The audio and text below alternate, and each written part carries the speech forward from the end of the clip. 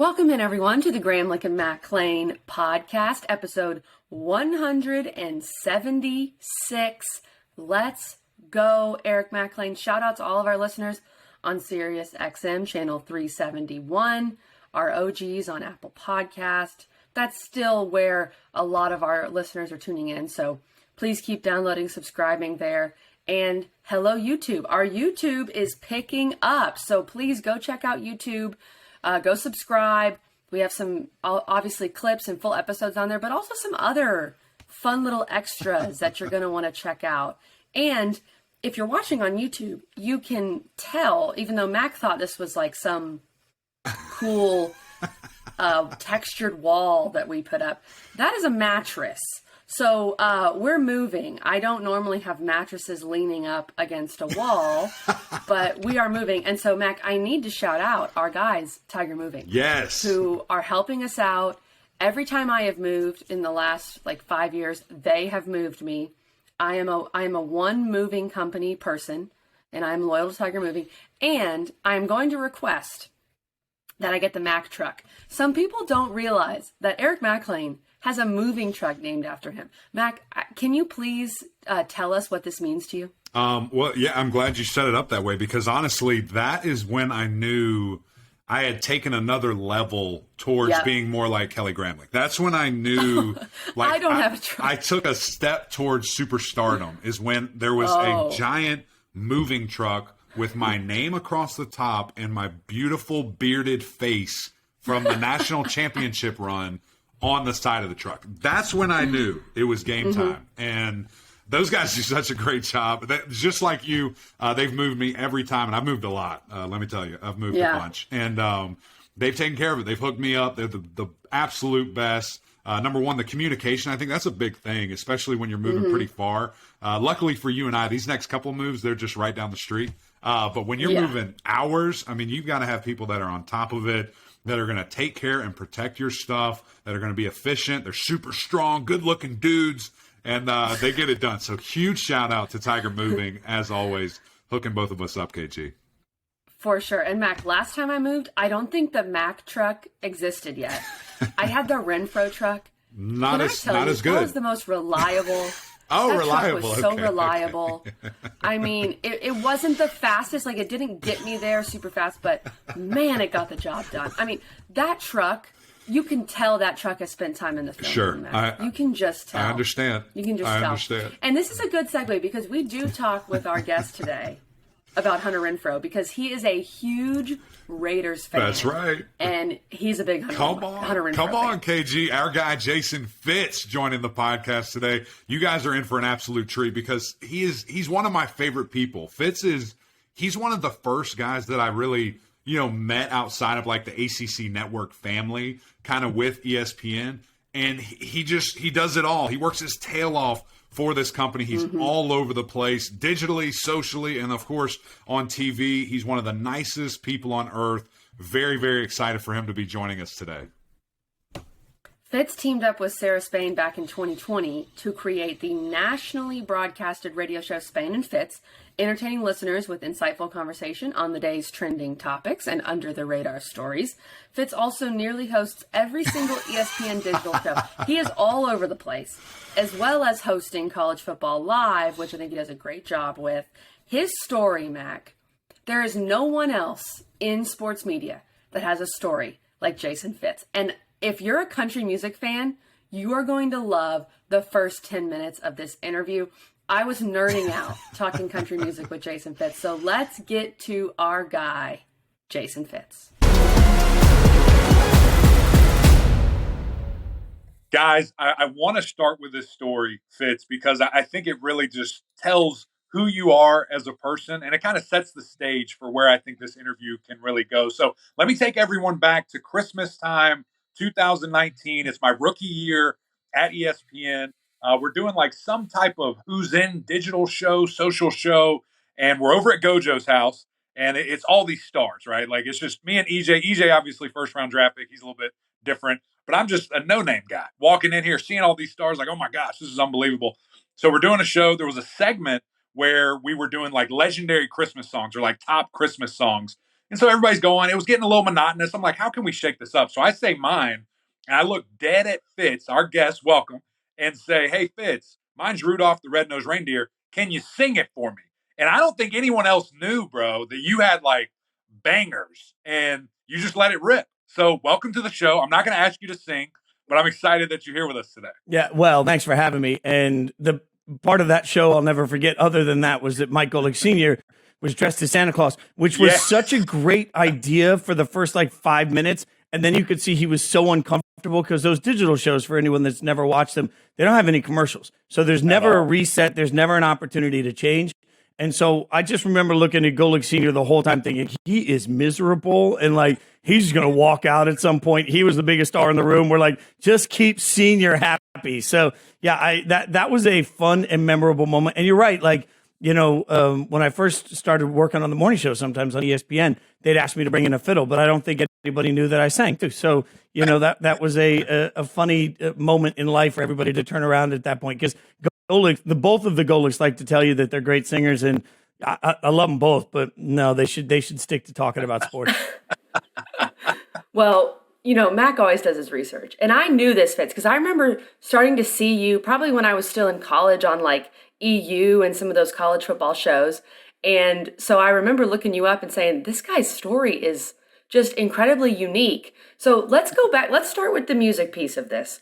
You were the musical director and fiddle player, I love a good fiddle, for the band Perry, which, I mean, the band Perry, If I Die Young, that song, I'm a big country music fan, so that's so cool to me. So tell us more about that experience, and then we'll get to how you got into sports, but was that what you wanted to do initially from the Nashville area, I believe? So tell us more about that origin story. Yeah, so no, not at all. So when I started playing the violin, I was 4 when I started playing the violin. I grew up as a very little kid in Vegas, and my mom wanted to take piano lessons. And so we lived next door to a guy that had been a piano player for Elvis back in the day. So he came over and started giving mom piano lessons. And my mom is tone deaf. Like nobody in my family has any musical ability whatsoever. And so my mom would like terribly play the piano, and I would crawl up on the bench and then like play by ear what he was trying to teach her. So everybody was like, look, kid's got a propensity for piano. Let's get him in piano lessons. So they took me over to like the local school to try and get me piano lessons, and they didn't have any piano teachers available. So they said, well, let's stick it. We've got violin teachers open, so let's put them on violin. And I started like Suzuki is a method a lot of kids start in, where you learn to read a little bit and play by ear, and you're supposed to go through a book in you know, roughly a month. And I was a year into book 1 and like still struggling. And my teachers were begging me at that point to switch to piano because they had the teachers available. But I was like, I was always a pig-headed kid. So I was like, I'm going to get this. I'm going to figure it out. If I stop, it's going to be because I don't want to do it, not because I couldn't get it right. So I was pig-headed and I said no. So it took me a year and a half to get through book 1. And then I went through books 2 through 10 in the next month. Once it clicked for me, it clicked. So in Vegas, there was a retired teacher that had taught at the Royal Conservatory of Music in London, and he had retired there, and a friend knew him. So I went and auditioned for him when I was tiny, and he took me on as a student. And by the time I was 8 years old, I practiced 8 hours a day, every day. And there was a significant training orchestra. They call them like a college age orchestra in Vegas at the time. And I won the concertmaster seat in that when I was about 9. So I was like, my conductor used to joke that I was like a 40-year-old little person, not an actual child, because I just never acted like a kid. But I think for me, I know it was 8 hours a day, every day, went to public school. And it was get up at 3:30 in the morning, practice until you get on the bus, practice. You get home, you can watch 30 minutes of TV, do your homework, and then you got to practice till you get your 8 in. And that was Monday through Saturday. And we'll get to the sports part of this later. But the part of the reason I do what I do is my dad is a huge Raiders fan, and my dad's rule was you don't practice on Sunday because I don't want to listen to a cat die while I watch the Raiders. So my dad and I would sit down on Sundays and get a dozen donuts and watch the Raiders. And that was the only day of the week I didn't practice. So when I was 10, I got into Juilliard in New York, and I played Carnegie Hall, and I was supposed to be a little classical violinist. And I had a world famous teacher, and I had a lesson, right? Like there's a famous violinist named Joshua Bell, and Josh was the lesson after mine every week. And it was my whole life growing up. And I late in high school, I burned out from wanting to practice anymore, and I'd gotten into Juilliard for college, but I figured out that you practiced a lot less and met more girls if you sang. So I, at that point, was doing some singing with some buddies, and we sang at an event, and we got discovered by an R&B talent group, and they wanted us to be the White Boys to Men. And this was like 96, 97. So they wanted us to, like, right when the boy bands were starting to hit, we got signed by RCA, and I thought I was going to be this super famous, singer in a R&B group, basically. And what was funny is we lost our record deal for no fault of ours. We hadn't even put out a song yet. We were in the studio, but that production company had another act come out. They failed, and as a result, we all lost our deals. And that's sort of the way the producer on that now is super famous, like R&B. His name's Tank, and he's won all these Grammys and like Tanks is, but he was like this scrawny Darrell guy back then. But we lost our record deal, and we were sitting around and we were like, well, what do we all listen to? What do we really like? And that was the era of like McGraw and Garth, and like that was an era of country that like was really influential, especially at that point. I was right outside of DC, and like the Maryland area was all in on everything country music. So we were like, screw it, we're moving to Nashville. So the four of us moved to Nashville not knowing anybody, and we started singing. Like, we would call, back then you could find phone numbers for record label execs in these books, and we would call and we would just sing on their voicemail. And so I kept getting record deals and getting dropped. Like we got signed and dropped so many times I can't count it. And I was playing in the orchestra in Nashville, and I played on a bunch of big studio records for like Matchbox 20 and all this stuff. Like, I was using my classical chops while I was trying to make a living singing. And I was supposed to go out on a tour as a violinist in a quartet with a group called Sixpence None the Richer. And they had just released Kiss Me, like this huge cover for them. I was about to go on tour, and we got signed by Capitol, and Capitol was like, you can't go. So I had no way to support myself. And we were about to play a show, and we were going to have to pay a fiddle player. And I was like, well, this is the dumbest thing in the world. Like, I'm not going to pay a fiddle player. I'm a violinist. I can figure it out. So that was like the transformation for me. But my parents were always so big into classical that it was funny. Like, when I started making it, and people would go to my mom and dad, be like, oh my God, you must be so proud. My mom's like, no, not at all. This is not what we sacrificed our life for. Like, he's playing hick music. Like, my parents were never into country music at all. So like, it's funny that the wild ride that it took me. But I started the band I was in that never made it, started playing fiddle for them. And I was lucky that, I played a show somewhere, and a guy named Phil Vassar saw me, and Phil at the time had done really well. And I had just left the band, and he was like, hey, I need a fiddle player. You want to come out for pennies on the dollar? And Phil and I are still great friends, and that started my touring life. So I went from Phil to a guy named Easton Corbin that had a couple of big hits, and I was out on tour with Easton, and the band Perry was opening for us and Blake Shelton. And I saw the band Perry for the first time, and I watched Kimberly sing, and I was like, yeah, she's a star. This thing's going to be massive.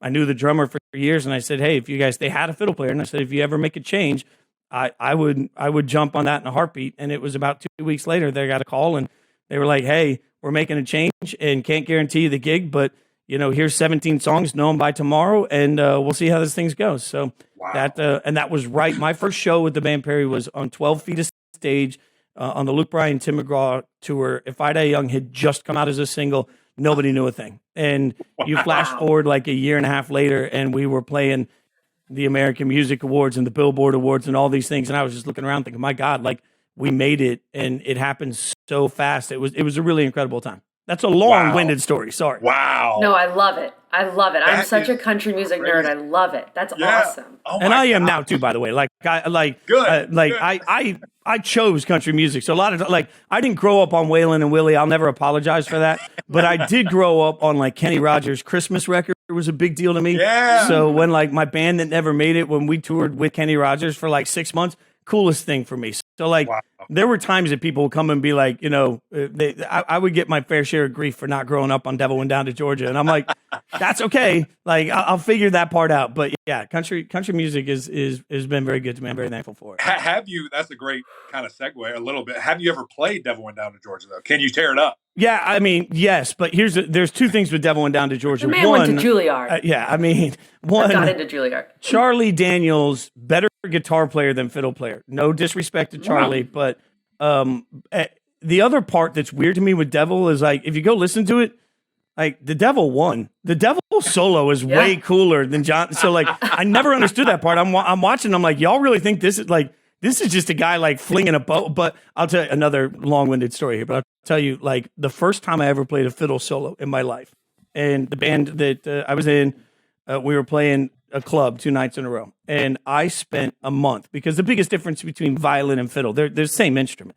The difference is the approach and whether you write, like whether you make it up or whether somebody wrote it for you, right? So I spent a month working on this solo that was, when I say badass, like I was so proud of it. I spent hours and hours working to the bone to play this perfect like violin solo, right? So I come out in the middle of this song and it's fast and I'm wailing and I'm ready for it and I'm going and I'm like, okay, I got it. I'm focused. I play this perfect solo. And there's a smattering of applause at the end. And I'm like, so the next night, same club, same song. I am drunk. Like, I'm not drunk. I'm like drunk. I'm past the point of being able to, like, I look at it. I'm like, I am not going to be able to manage this at all. I had long hair at the time. So I was like, you know what? I'm just going to do what everybody does. I fell down on my knees. I let my hair go wild everywhere. And I played the worst, hackiest, like, weren't even notes in the solo.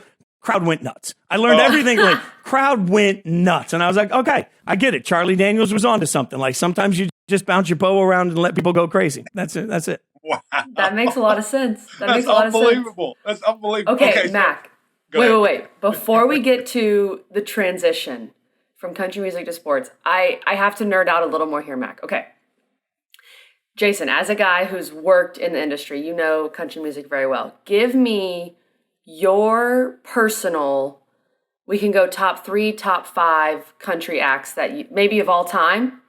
Can we go there? I'm so curious. Yeah, I mean, we can always go there. I think when you combine talent with performer with just the human being, I'm not sure there's a lot of guys better than Keith Urban. And Keith went through so much in his life with addiction that I think we've sort of glossed over and forgotten. And I'll never forget when we were on tour with Keith. Number one, it's the only act I've ever toured with that we sat down and we watched every night's show because he was that good. Like, it's the same show over and over and over again. I don't give a damn. I was watching, like, his band is spectacular. He's spectacular. I had to watch every note. But what was cool is that when he, and I don't think I'm violating any, like, rules of trust here, but I think this is probably known at this point. But when he was backstage at the end of a show, at that point in his life when he had just married Nicole, what was amazing to watch is, you know, you always see an act go off stage at the end of a show and they wait for the crowd to roar for a certain amount of time. Then they walk back out for the encore. It's so contrived in every way, right? But Keith, that was a trigger for him as an addict where, like, at the end of a show, he had such a rush. He had to figure out what to do with that momentum and rush. So he called Nicole every night and would just talk to her until he was calm enough to go out and play the encore. And if that meant that there was no encore, cool. Like, he was doing what he had to do to listen to his body and his wife. And I thought that was so cool, like, just in a perspective way. And they would also, they would back his bus up to the back of the stage. And at the end of the show, he'd walk right off stage, walk right to the bus and leave. And it was so funny that a lot of people in the venue that didn't know Keith would turn around and be like, well, what a snob. He's walking right off stage and not saying anything. But for him, it was like, I need to get out of this environment so that I can bring myself back down to where I need to be. So I think, like, Keith the human being. Also, first day on that tour, I'm setting up, like, because for the band I played the fiddle mostly, but I also played the piano, the organ, a guitar, an acoustic guitar, a dobro, a bunch of other instruments. And so I'm setting my keyboard up because, you know, you don't have people to do that for you most of your career. And, like, I look over on the riser and he's like, hey, I'm Keith. You need anything? And I'm like, I know you're Keith. Thank you. And but I saw him again, I think a year later, and hadn't talked to him since we left that tour. He remembered my name. He remembered everything about me, which I thought was, like, not every headliner's that way. So I think Keith, the human being, plus Keith, the guitar player, is just like, I could listen to him play all day. So I put Keith as an all-timer. For talent and ability, while they're not, I say this with love, the most exciting show, I don't know that there's anybody better than Little Big Town, like, vocally. Like, oh, I love Little Big Town. We would go out and watch, like, all the guys in the band would go out and watch their sound check to figure out what they were doing vocally. Like, they're just, they're that good. And again, their story, for anyone that has never heard it, like, at one point they lost their deal midway through, and a couple of the guys were valets at a local steakhouse in Nashville wearing their hats because Wow. they'd had a hit and nobody knew who they were and they were afraid they'd get seen. So like, I have a lot of respect for Little Big Town.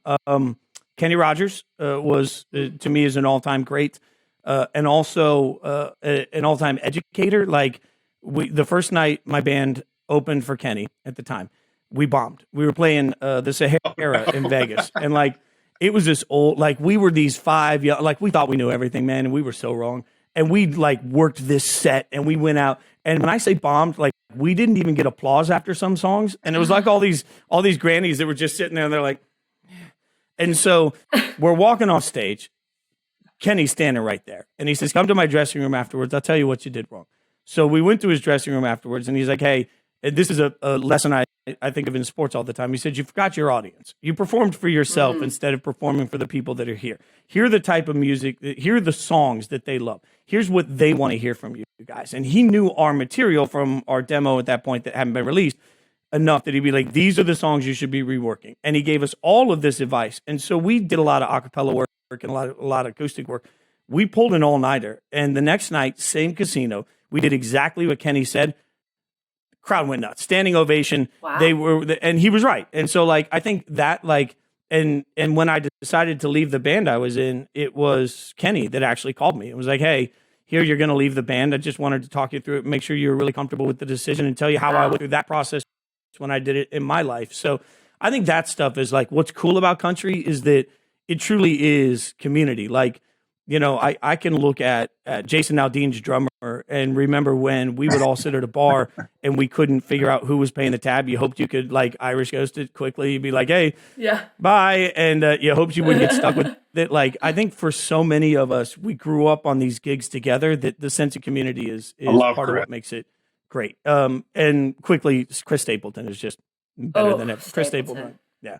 Stapleton. We so good, Fitz. Story time with me here at this point, but we yes, I'm loving it. We did a Grammy show for Lionel Richie, and Lionel Richie wrote a Lady for Kenny Rogers, and so Chris Stapleton was singing Lady, and I was standing with Little Big Town on one side of me and Dave Grohl on the other, and Dave Grohl looks at me as Chris Stapleton is singing, and he says, "This guy is an effing rock star." Wow. When Dave Grohl says that, then you have achieved like all-time rock star status. You're at the top. Yeah. I mean, you're doing all this crazy stuff. You're in Nashville. You're touring.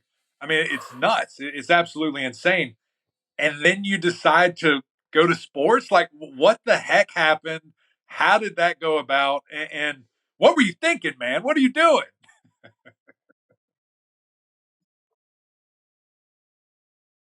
Yeah. No, I asked myself that about 3 times. No, I'm kidding. So for me, our busiest year, we were on the road 300 days. And so we were on the road 300 days to play 225 shows. And that was back-to-back years where we were gone basically 300 days. And I looked around and thought, you know what? Like, the money isn't what people think it is in music. So it's not like for most of us, you can ever just look at it and say, hey, if I survive these next 3 years, then I can just take the rest of my life off. So I knew that like a couple of things, the music business isn't particularly sustainable. And you know that like your career is going to have these wild ups and downs. And there's a country band named Maddie and Tay, and they're the sweetest girls in the world, but they had just put out a song called Girl in a Country Song. And I had like 3 days off, and I had a buddy that had done their record for him. And so he was like, hey, they're playing like the Today Show and the Tonight Show and all these, like, can you come do these shows, play the fiddle parts on them? And I was like, yeah. And Maddie and Tay at the time was like, hey, if you ever want to leave the band Perry, like, we're growing. And I looked around and I was like, man, is that my life? Like, every 5 years, am I going to link up to something new? Every 10 years? And I just got to the point where my job, and I think, Mac, you'll appreciate this as an offensive lineman. My job every night was to execute a perfect show. Like, that was it. Like, for me, running 6 instruments, and I ran all our tracks. So like anytime there were drum loops on anything, like I had keyboards to hit all these things. I would end a show. I didn't really care whether the crowd liked it or not. That wasn't my job. My job was, did I execute this show absolutely perfectly? And I think especially with the classical music background, like the reason I relate so well with athletes is like I sacrificed everything I knew in my life, my entire life growing up, for everything to get to this point where you've made it. And when you've made it, you have this camaraderie and this bond for this brief moment of time where everything's amazing. But the whole time you got to be thinking, okay, where am I going? Like, and for me, I got to the point where I remember I would text my wife, I would text my friends before shows. I'd always say time to make the donuts, which is from the old Dunkin' Donuts commercial. And then after the show, I would say money earned. And it wasn't that like, I've never cared about money. I've been so broke, I couldn't pay my bills. I'm a musician, right? It wasn't about money. It was just my way of saying like, I earned my keep that show.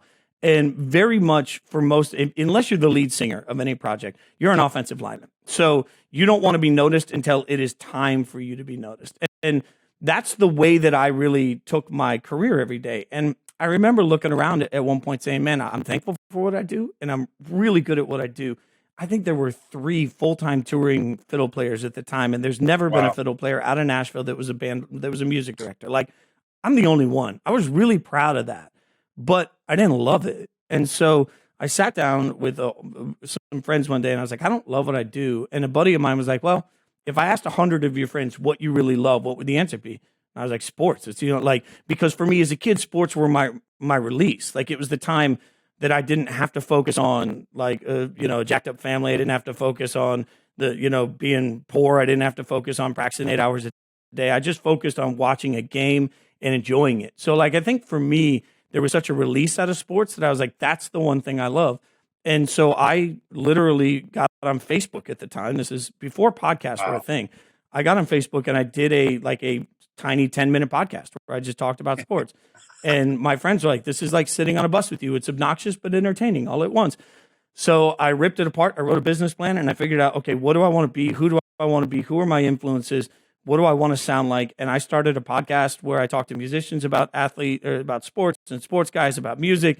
And I tried to do something different but I still took what I could figure out. Like, I listened to so much sports talk radio. I figured out that the clock in an hour runs 12 minutes on the first. Like, I figured all this stuff out. I built templates. I made a really pro sounding show, and I put in like mock ads. And I was like, I want to make an entertaining demo every week. And for me, that fed my soul from day one. So I started that podcast. I grew that podcast from the ground up. And I have a buddy, Sean Wyman at ESPN, that we met through mutual friends. And he was like, I'll give you notes if you want. And he gave me 3 pages of notes. And 2 days later, I said, here's this week's episode. Tell me what you think.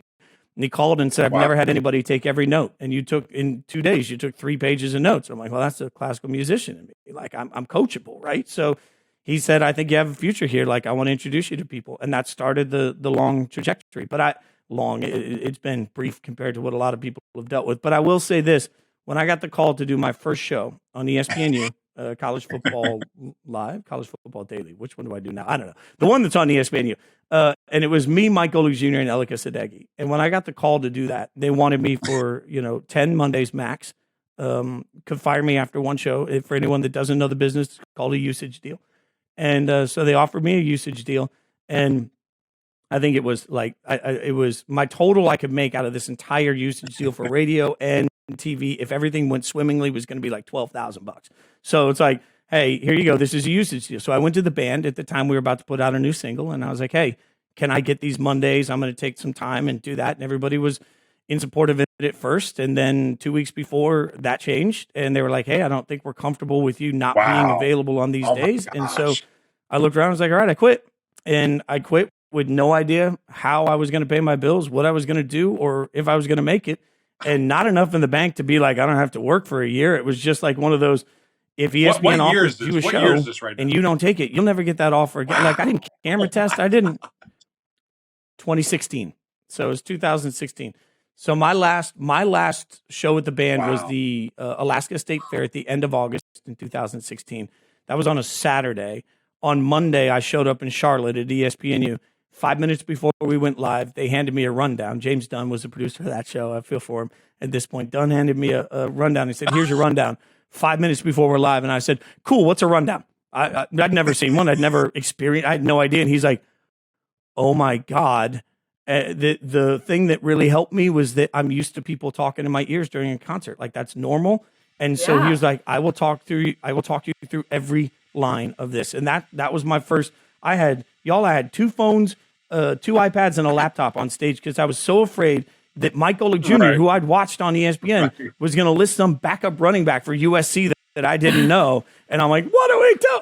I was scared to death. But I was lucky. It went well. And, that right after I quit the band, I got offered a local Nashville, a tiny radio gig that paid less than Starbucks would. But they were like, hey, you want to be on the morning show? And I was like, yes. So within 2 weeks of leaving the band, I had a tiny radio gig and I had an ESPN gig. Wow. And then that grew. So 2018, I went full time with ESPN and been there ever since. Incredible. That's unreal. I mean, I've never ever heard a story like this, Fitz, and I'm sure you realize that. Like, this is super unique. I'm curious what advice. I mean, I think this story really sells itself in terms of advice. But if someone came to you and said, "I want to reinvent myself. I've been doing this career for 10 years, maybe 15 years. I mean, since you were a kid, so probably longer, and I just don't love it anymore. I'm burned out. I want to reinvent myself." You are an example that it's worth it, but what's your advice there? Like, why would you do it? How would you do it? Yeah. So, by the way, when I first interviewed at ESPN, they were like, "What if you burn out from sports too?" And I was like, "Well, y'all, I've been doing this for I did music for 30 years. So if y'all get 30 years out of me, you're going to be kicking me out the door at that point." Yeah. So I have a friend that I'll name drop that nobody knows his name, but I just want to give him credit. Rob Baker. Rob Baker was my entertainment attorney in Nashville for years when I was a musician. And Rob had a really successful entertainment attorney practice. And he quit that practice one day and decided he was going to be Brett Eldridge's manager when everybody else in Nashville had passed on Brett Eldridge 20 times. And Brett hadn't made a dime. And everybody that knew him said he was crazy. And, Rob has been one of my closest friends for years. And so when I first started telling people that I wanted to go into sports talk, I got laughed at by everybody. And I'm not, even though I was a fat kid that played the violin growing up, I'm not that thick skinned. You do sit there and you're like, my God, have I lost my damn mind? And by the way, many of the people that laughed at me that are still on the road now constantly text me and they're like, how did you do it? How can I get off the road? But I sat down with Rob and I said, this is going to sound stupid to you, but I want to get into sports talk. And I'll never forget this conversation. We were at a place called Frothy Monkey in Nashville. And Rob was like, A, I'm not going to laugh at you because all you ever talk about is sports. B, always remember when you've accomplished anything that most people find to be successful, you can leverage that into whatever you want. And he's like, whether it's you are a great police officer in a big city and now you want to move somewhere else and use that, when you've had jobs that people look at and say, okay, we normalize whatever we do, right? And that's just fact. In Nashville, I was just a guy with a good gig, right? But to most of the country, I was part of a band that had at the time, the fourth biggest song of all time in country music. Like I had to break through the misnomer with ESPN from day one that they thought I was making 7 figures a year and they couldn't match that. And I'm like, well, guess what? Joke's on you. And then the other part of it is like, why would you want to leave this? You have to understand, though, that if you're on the top of a mountain and you want to jump to another mountain, you are starting so far ahead of everybody else. And that's what I think people get so worried about, jumping off and then sliding down.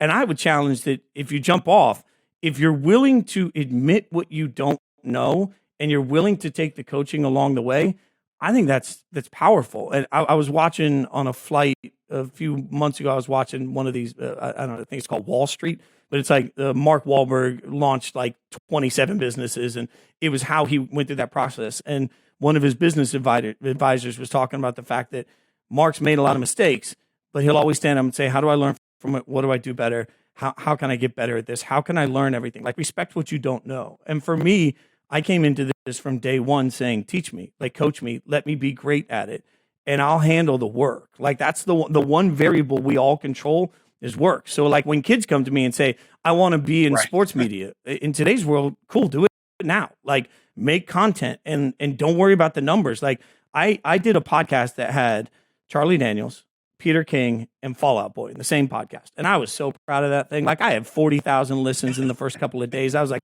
I am crushing the game. This is great. So the next week I was like, I'm not going to have a guest this week because I don't need it. I got all this momentum. I had 40,000 listens in the first 2 days last time.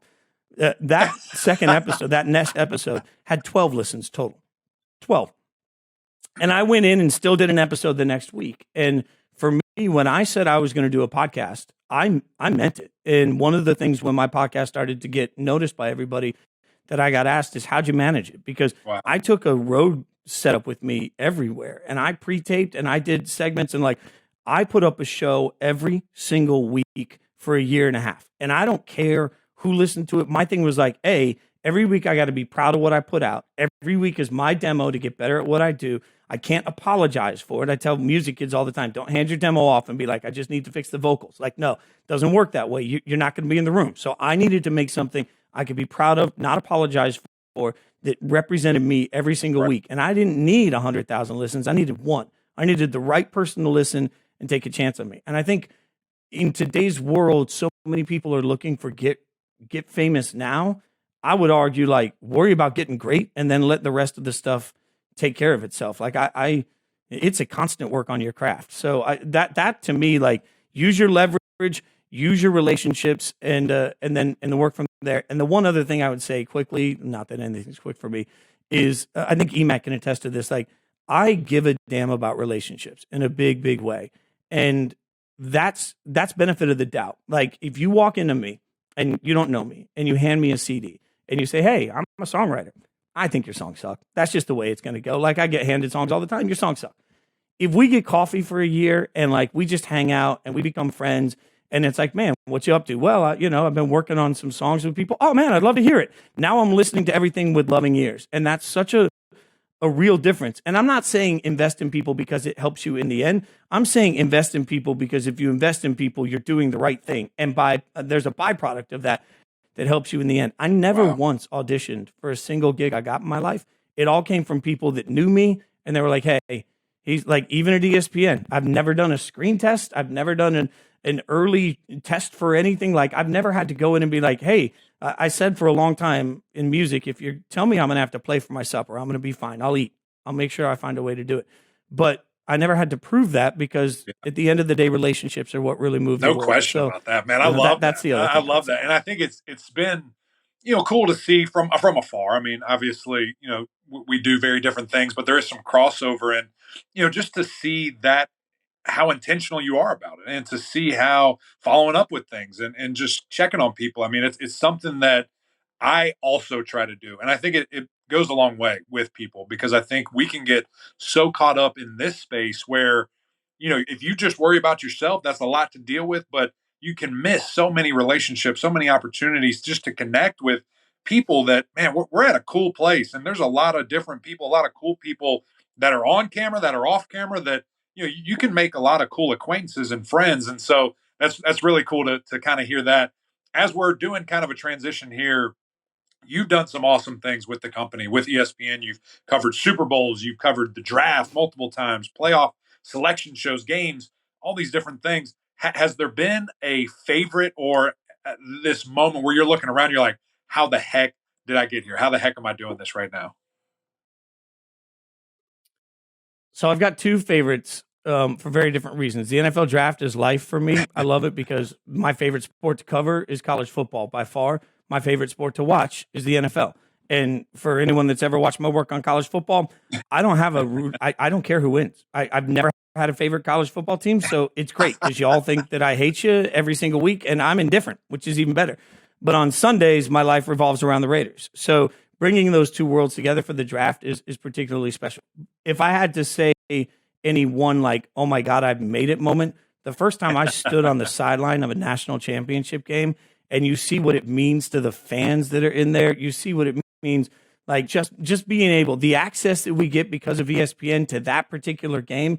Like, every year that I've been on a sideline of a national championship game, which I'm lucky to have done multiple times now, I always take that second and I just like take a knee on the grass and just feel the grass. Cause like there's something different. It hits wildly different when you know you're at that event and when you know what's at stake for that event and the fandom that's around it. Like, the pomp and circumstance, college football is untouchable. And the sense that comes when you win a national championship, like standing next to Gojo when the confetti cannons accidentally went off behind us that we didn't know were behind us, when Georgia won the national championship, or when Alabama won the national championship over Georgia a few years ago in the Georgia, like in the Mercedes-Benz Stadium, like that was such a moment of like, I think I tinkled myself a little bit, didn't know the cannon was right there. It was, but like, it's unforgettable, and just watching the confetti fall on everybody. It's that particular night, I had done a digital show for us that I do a lot. And then I'd also done SportsCenter on Snapchat I was doing from the field. So as the confetti was falling, I was just sitting in it doing a Sports Center hit. I'm like, this is the wildest life ever. So yeah, that's what I always think of. I love that. I mean, being at national championships, Mac played in one. We won't talk about that outcome, but still incredible that he got to do that. And we've also been to a few. But I want to ask you about college football in general. I mean, let's get into the nitty-gritty of the sport that we all love, as you just talked about. It's going through a lot. It's going through, perhaps it is changing like you. It's going from country music to sports. I mean, there's a lot changing with college football. How would you describe the state of college football right now? I am so happy for everybody that is getting theirs. And I think what has to happen sometimes is you have to remember not where you've been, but where you're going. And for me, a country music example of this was Kenny Rogers telling me that when he put out his first country record, people complained that he wasn't country. Like, no, he came from a rock band. He's a country guy. He's not a country guy. He's a rock guy. He's a pop artist. And then he's putting out these songs, and now he's in the Country Music Hall of Fame. And, Garth talked about how when he first started touring, people were resistant to the way he put on a show because that's not country. And while Florida Georgia Line may not be my favorite thing in the entire world, I hear this constant like, well, that's not country. Like, it is. And that's what country does. Country evolves into the storytelling that represents a generation, just like college football evolves. And that's what we're seeing right now. And for me, when you're in a state of evolution, A, look at the opportunity for everybody, which I think is stinking incredible. And B, importantly, look at the leaders and ask yourself, how are the leaders going to take advantage of that opportunity? Like, I am all in on name, image, likeness. I use this example a lot on ESPN, but I was offered a full ride as a violin kid to Indiana. And at the time, Indiana had one of the best classical music violin departments in the world. They had a great teacher. And if I had gone to that school, I would have had the best teaching in the best facilities with the best instruments, with the best opportunities. And at the same time, I could have taken all the orchestra gigs I wanted on the side, charged more for those orchestra gigs because I was part of the Indiana program. I could have charged more for lessons. I could have turned around, taught little kids for triple the rate of anybody else simply because I had Indiana on the name. We have let kids on full scholarships and other opportunities capitalize on their name, image, likeness for generations. So we know how to do it. Now all we have to do is decide that instead of worrying about what college football used to be, and instead of worrying about holding back these kids that are getting an opportunity, look around and say, what's the landscape and how do we navigate it the best way possible? That's what the best programs are going to do. And I get it. College football fans hate change because college football is about tradition, but change is coming whether you want it to or not. So I think it's an exciting opportunity for college football to come out of it with the rebirth, deciding on how it's going to better represent players in the future. And at the end of the day, I think we would all want that for our kids. So I think there's an opportunity for college football right now that's being sullied by I sullen completely people. agree with you. And change is so difficult, right? Because you've done something a certain way. It's been successful. It's worked. Why are we doing something different? But it needed to. And I think that, that there's certainly these examples where maybe it's gone a little too far one way or the other. And, we do need some rules and get this thing going in the right direction. But, what ultimately is that going to look like? So I want to ask you this. We've asked a couple of people this. In the next 10 years, do you foresee a super conference, one league, and maybe it's another division? Maybe it's like a Division A where it's very NFL minor league-ish. Do you foresee that happening? I think that's a great conversation, and I don't think it's going to happen. And I know a lot of people do think it's going to happen, but look, I'm not smart enough to be an attorney, but I am smart enough to have a basic understanding of collusion as a principle. So if a bunch of schools want to turn around and say, hey, we're going to create our own super conference and we're not going to be involved in name, image, likeness, that at its core is the very definition of collusion, coming together to prevent opportunity. And the courts are going to strike that down. And I think that's a part of this that we haven't given enough credence to. This isn't about what you or I want. This is about what the courts have said is legal or not legal. And once that toothpaste is out of the tube, I don't think you can put it back. So if the federal government wants to step in and make one federal policy, that might help the process. But far more likely than that, with no discredit to our great employer, I think playoff expansion's coming. A bunch of TV partners are going to be involved in it, and there's going to be so much stinking money. Everybody's going to want it. I cannot disagree. That's probably the future there. Mac, before we get to our rapid fire questions with the ACC, I just want to add this in because I know Fitz said he's a huge Raiders fan, and I love that story about growing up watching the Raiders with your dad. We've had Hunter Renfrow on the pod. Mac played with Hunter Renfrow. When Mac first met Hunter Renfrow, he thought he was a manager. We told this story on the podcast. Mac actually told it to Renfrow's face. It was amazing. What was your first thought as a big NFL draft guy when the Raiders drafted Renfrow? And what are your thoughts on Renfrow now playing for your beloved Raiders? Okay. E-Man, we're going to have a conversation offline about why I'm not looking at a Renfrow jersey hanging up in my studio here. Like, I mean, I don't know what we're doing or what you've been busy with. Look, I had just come off, I think all of us that covered college football watched Hunter Renfrow make people look stupid. That's what he does. Like, he just makes people look dumb because he is so talented at what he does. And Hunter Renfrow was the ultimate, like, I don't care about measurables sort of person. And I think we put too much weight in the NFL draft process on the interview process because EMAC's feelings about the way Hunter Renfrow looks, I think plays into the mind of a coach or GM that's like, that guy? You want me to draft that guy? I think that he right now is the top 3 slot receiver in the NFL. I think the Raiders are going to pay him wildly very soon. In fact, this is just my opinion. I don't have inside knowledge, but I think the Raiders are going to be at a crossroads between Darren Waller and Hunter Renfrow after this season. And for that reason, I think the money goes to Renfrow and not to Waller because if you're Josh McDaniels and you're looking around at the way you build your offense, having that slot wide receiver worked really well for him in New England. Renfrow has the ability to play for a very long time also because not only is he slick when it comes to getting open, he reminds me in this sense of Tim Brown. He avoids heavy contact all over the place. I think Renfro's an absolute star. The Raiders are going to have a top 3 or 4 offense in the NFL this year.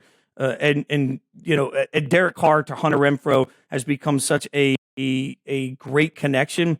Man, that's real. And by the way, EMAC, I'll shoot you my address, and it doesn't have to be game worn. If it is, that's fine. It just depends on what But no, I think Renfrow is about to get paid, which is what I think we want for all of our I love what you just brought up there because I think honestly one of his best attributes now that he's in the league is the fact that he doesn't get hit. He does not take hits, and he's able to get down. He sees contact coming, and I think longevity wise, that's going to help him so much. And so I love that. We'll see what we can do on the jersey front. I'll do my best.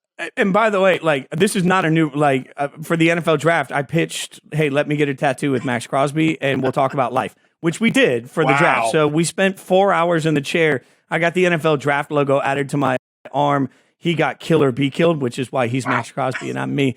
But Max in that, I mentioned to him that I tried everywhere all over town to find a Max Crosby jersey I could buy, and they are literally sold out all over Vegas. You can't get them anywhere. And he's like, I'll send you one. Still don't have it. Max, so, I know I'm just Max listens to this. Get him the jersey. Let's go. Yeah. Let's talk, Max. I mean, it's fine. It's fine. Just text me. It's fine. Man, this has been a lot of fun. All right, we're going to wrap up here with some rapid fire and stick to the ACC. We're looking just at the conference here right now. I know you cover them in some detail. So let's start with an easy one, kind of a softball, if you will. Give me your best quarterback in the ACC going into 22.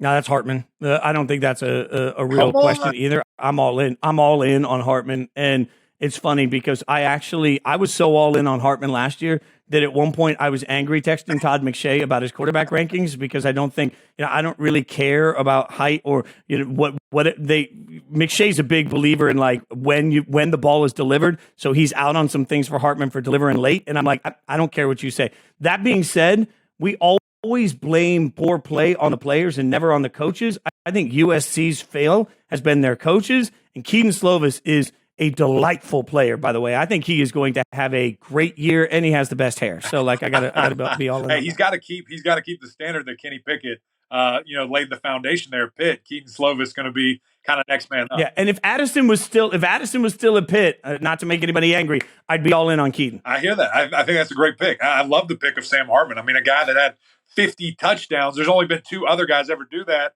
One's won the NFL MVP. I think the other might by the time he's done, Deshaun Watson, Lamar Jackson. So, all right, how about the best defense in the ACC? we make things too complicated. It's still Clemson. And I think I went back actually last month because I don't have a life, and I started rewatching a bunch of Clemson games, and it's amazing. And I was one of the people that did it. It's amazing how I sat on air every Saturday saying this team is not good, and then you watch them and you're like, this team had really poor quarterback play, which happens sometimes. Like sometimes young guys develop at different levels.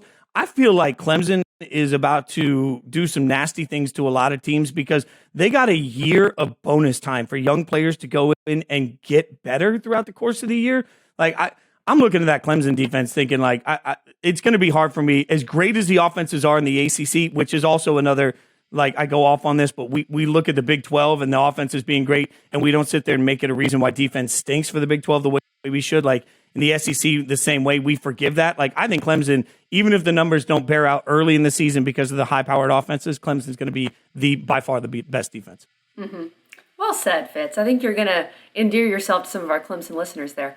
Okay, let's make some predictions. I know it's only the beginning of June, but I promise you we will hold you to these. Okay, who is going to win the Coastal? Now that the ACC still has divisions, maybe for the last time, who knows? Who's going to win the Coastal? Well, okay, so this is where things get a little complicated, right? Like, so we can all look at like I'm good on Clemson on one side. Like we can all say that on one side. This whole Pitt Miami thing is really difficult for me to figure out because I want to give a lot of weight to Cristobal. I really do. Mm-hmm. Like, the transfer portal helps you rebuild more quickly, but also Cristobal is just, he's talented. And again, I think we put too much emphasis on the players sometimes in life and not enough on how bad a job Manny Diaz did. Like, it's just, that was not a disciplined or well-coached team, in my opinion. So I think they get better just by adding Cristobal. So I'm gonna go Miami. I think I'm gonna go Miami. I like it. I like it. It's really been Miami or Pitt for our guests, and because it's the Coastal, it's probably going to be someone else. But anyway, okay. What about the Atlantic? Are you going Clemson? Yeah, I'm going Clemson. I don't think there's much. Okay, it's funny because our last three guests, Mac, have gone NC State. All have been the Wolfpack. Look, the NC State's defense last year was better than anybody expected, and when you're better than anybody expected, you get extra benefit of the doubt going in the next year. That's just the way we do it. So, I feel like the most over-talked about ACC unit going into this season is going to be the NC State defense because of what they did at times last year. There's more talent on the Clemson. Like, talent matters, right? There's more talent, and there's more proof of concept in the greatness of the coaching at Clemson. Like, I think we are overvaluing NC State last year and undervaluing Clemson because of last year, and that's why it's all been flipped. Okay. Plus, we just like a sexy news story. Who played? It would be awesome to see him play somewhere. I don't know, Death Valley. That'd be cool. Yeah. It'd be awesome if they could play twice if we didn't have divisions. But anyway, okay. So you have a Miami-Clemson ACC title. Who wins it? Oh, Clemson does. I think Clemson's back in the college football playoff this year. There you go. That's, I asking 2 years of what we saw last year. Also, there's this like Stephen A moment for a lot of us where we yell something early in the season and then we just don't acknowledge it late in the season. Like, we were yelling so much about why there was going to be greatness sustained at the quarterback position for Clemson for the next 3 years because of DJ, right? Like we got tutorials on how to properly say Uyangalele, right? Like this was such a big portion of our life. It's just funny how one bad year, and it was a bad year. It was, there's no doubt. It was one bad year, and we're suddenly out on players completely. I'm not willing to do that. Like, we talk about how a player has a bad year and they hit the transfer portal. We talk about how a unit has a bad year and everybody wants to quit. I think we quit on teams too easily in college football. I'm not betting against Clemson going into this year. There you go. Easy enough. Fitz, this was a ton of fun, man. Thank you so much for joining us. I know you're going to be all over the place leading into football, but we can't wait to watch, man. Thanks again. I'm just happy I got to hang out with you guys. Thanks for having me.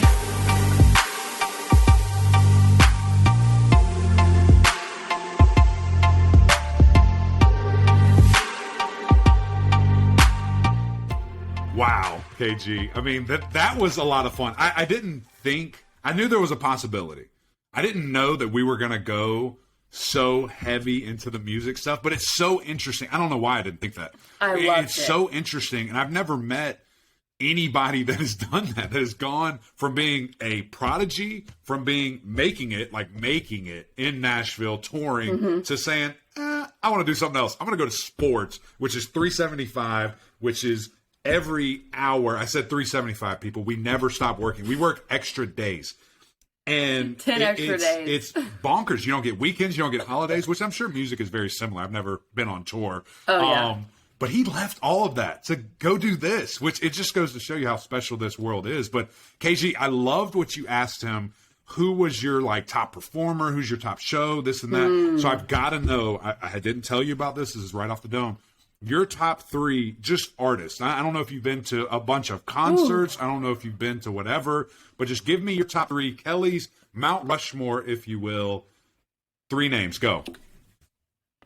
Okay, I'm going to do the ones that I've seen. I like that. Because I know about, because I've been there. So for me, number 1 was Taylor Swift. I've been to 2 of her concerts. Her concerts are amazing, Mac. Her concerts are incredible. The 1989 tour, I saw her in Chicago, wow. at Soldier Field. That's cool. It was amazing. She literally played the whole album. I don't know many artists that played the whole album, and that's her best album, in my opinion. George Strait, I saw his farewell tour at the Dallas Cowboys Stadium. That was incredible. Just his catalog of hits, and he's George freaking Strait. And then number 3 is actually someone I saw recently, because I was just so impressed with the show, and it was Kenny Chesney. He was unreal. He played 30 songs and just kept going. And I think he's 55 years old. He just kept going. It was unreal. And he has so many incredible hits. So I'm going to go with those 2, Taylor, George, and Kenny. I love that. I will tell you one person you need to go and see if you haven't, or if you have, I'm sorry that it's not on your top 3. It's unbelievable. Shania Twain. She is so fun. She is so fun in concert. She does a great job. And I mean, I'm not calling anybody old. I'm not calling anybody old, but she is not young. And she's older. She was a rock star. I mean, I'm talking 2+ hours straight of just bangers. Oh, that's awesome. And there was one point she's floating through the crowd on a guitar case. I was just like, hey, hi, how are you? It was crazy. It was really fun. She is literally the precursor to Taylor. I mean, she walked so Taylor could run. Exactly. So and I got to tell you, that. when the one famous song comes on, and it's just dun dun dun dun, and then it stops, and everybody's just like, oh my God. Man. It was so fun. It was so much fun. So love that. You've got to go to Shania Twain. I feel like a woman. Whatever. Here we go. Okay, so our guest, Jason Fitz, so much fun. Love that guy. So much to unpack. He's just, I love his outlook on things. It was a little bit different from some of our other guests, with just on kind of a little bit aligned with Gojo, but just kind of how this world is moving for college football. And I thought it was refreshing. I really enjoyed having him on. Mm-hmm. Totally agree. He's a star, and I thought his takes were very well thought out, and he had put time into them. And I also liked what he told our listeners, and even us, but the advice of reinventing yourself. Life's too short to just keep doing something that you feel like you're not thoroughly enjoying, or it's not giving you the life you want, or if you want to move on, you got to take that leap. And he did it. I mean, to go from, what was he, the only musical director that was a fiddle player or something like that, unreal. And then he said, look, I want to do something else. And people thought he was insane. And now he has more work-life balance, and he's loving it. So good for him. And that was inspiring to see a guy who had truly made it say, you know what? I'm going to try something else and reinvent myself. For a guy that, again, I'm doing research, and it's hard to find research on him. So he's very kind of private. It was cool for him to kind of, pull back the curtain a little for us. But there needs to be a book about this, a movie. I mean, honestly, the transition that he made and the playing, piano, violin for 8 hours a day to then moving on to I'm going to sing, to I'm going to be in a band, to I can play the fiddle and direct music, to I'm going to go to sports. I mean, it's crazy. It's absolutely crazy. What? So big shout out, Jason. Thank you for joining us. But guys, that's it. Another great episode, Gramlich and Mac Lane. If you don't have SiriusXM, guys, go and get it right now. They have an app. You can take it anywhere. It's in your car. It's the best thing on radio. Like I said, in your car, on your phone, you've got to check it out. We also need you guys to go to YouTube. I'm looking at you if you're on right now. Go to YouTube, subscribe, like, love, whatever they say it on there. And then also iTunes. Follow our podcast. Subscribe to our channel. We would greatly appreciate that, guys. But until next time, we'll see y'all.